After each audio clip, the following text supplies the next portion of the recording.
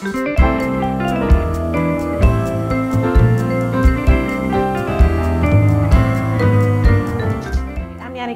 editor at Yankee magazine, and any good leprechaun will tell you the key to good Irish soda bread is don't get overworked. Don't overwork the dough, and don't you get overworked. I'm going to show you a really simple recipe that's going to get you in the kitchen, not just on St. Patrick's Day, but any time of the year to enjoy this simple, easy bread. We start with 3 cups of all-purpose flour, and that's in the standing mixer, and to it I'm going to add a 1/4 cup of sugar, and next to add a little bit of leavening, we're going to use 2 types of sodium bicarbonate. Baking soda and baking powder. Baking soda, we're only adding 1 teaspoon because it's pure sodium bicarbonate and it really packs an oomph. Once you add water to it, both of these will create carbon dioxide, and that's what's going to give it bubbles and leavening. Now, baking powder, also sodium bicarbonate with cream of tartar and a little bit of cornstarch, has more staying powder than the baking soda, so that's why we add the 2.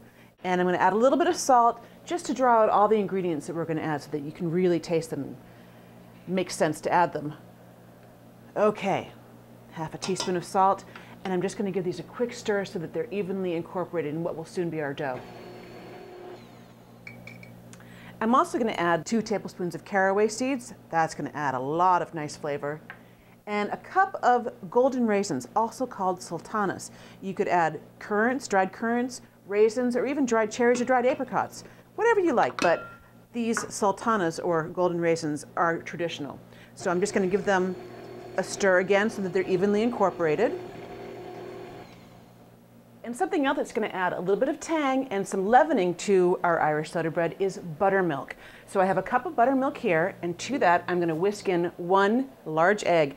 And I like to crack eggs on a flat surface rather than the side of a bowl, because when you do it on the side of a bowl, sometimes those eggshells go into the egg, and then you open it up and you have a better chance of getting eggshells into whatever it is that you're mixing if you crack it on the side. So on a flat surface, in it goes. And I'm whisking this beforehand just to make sure that it gets really incorporated into the bread. And we're going to try not to mix this bread too much. So whisking it together beforehand is going to give us less time stirring things around with that flour. Next, I'm adding a 1/4 cup of melted unsalted butter. And we're using melted butter because it'll incorporate into the dough much more easily. Next, we're going to add buttermilk and that whisked egg. And in that goes.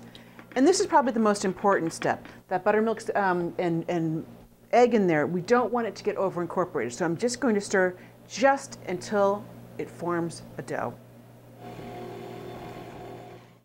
And that's where we stop. We're going to finish working this dough by hand.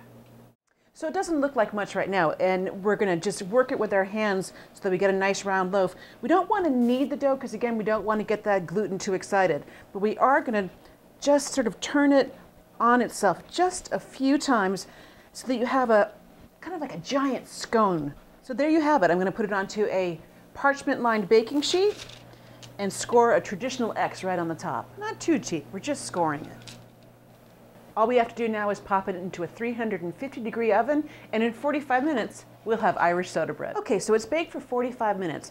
Next, what we want to do is let it cool on a wire rack just for about 20 minutes so that it finishes baking inside and cools enough so that when we slice it, we get these nice, beautiful, crumbly, scone-like pieces. Look at that. Beautiful. I like to put a little bit of butter on it. Some might say that that's gilding the lily, but I think it's delicious. And if you really want to be special, some preserves. Oh, good night, nurse. This is going to be great. For this recipe and a whole lot more, visit us at yankeemagazine.com. Thank you.